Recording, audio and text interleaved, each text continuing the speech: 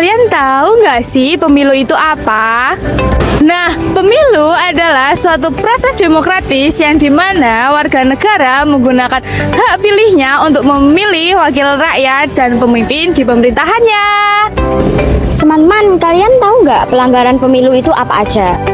Yang pertama itu ada pelanggaran administratif dan yang kedua ada pelanggaran kode etik, itu misalnya kayak suap dan gratifikasi. Dan yang ketiga itu ada tindak pidana pelanggaran pemilu seperti pemalsuan data pemilih, dan masih ada contoh lainnya seperti guys, kalau mau lapor pelanggaran-pelanggaran tadi, kita harus kemana ya? Ke KPU atau ke Bawaslu? Aku tahu. Kita bisa lapor ke Bawaslu yang ada di tempat kalian tinggal. Gimana sih prosedur penanganannya? Yuk, simak penjelasannya. 1. Pastikan ada dugaan pelaporan yang terjadi.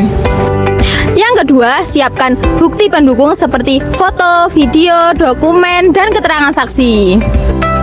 Yang ketiga, datang ke Bawaslu atau lapor melalui kanal pelaporan yang tersedia dengan mengisi identitas pelapor, identitas terlapor, kronologi kejadian, serta melampirkan bukti. Jika laporan diterima, Bawaslu akan melakukan pemeriksaan kelengkapan, syarat formil, dan juga material.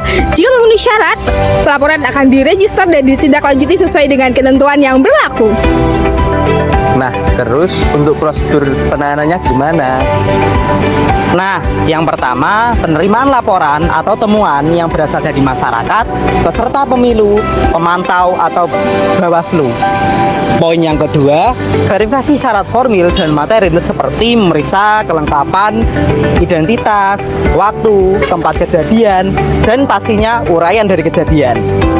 Yang ketiga, Bawaslu akan melakukan registrasi laporan atau pertemuan yang memenuhi syarat diregistrasi dalam buku registrasi dan sistem informasi penanganan pelanggaran.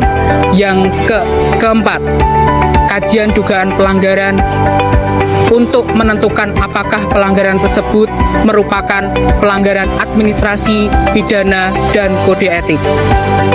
Yang kelima, koordinasi dengan sentra Gakumdu untuk dugaan pelanggaran pidana. Bawaslu bersama Polri dan juga Kejaksaan melakukan pembahasan untuk melakukan tindak lanjut penyelidikan atau penyidikan. Dan yang keenam, melakukan investigasi atau penyelidikan seperti pengumpulan alat bukti, keterangan saksi, dan juga dokumen untuk memperkuat dugaan pelanggaran. Ketujuh, penindakan dan rekomendasi. Bawaslu menyampaikan rekomendasi atau kesimpulan kepada pihak yang berwenang sesuai dengan pelanggaran yang dilakukan.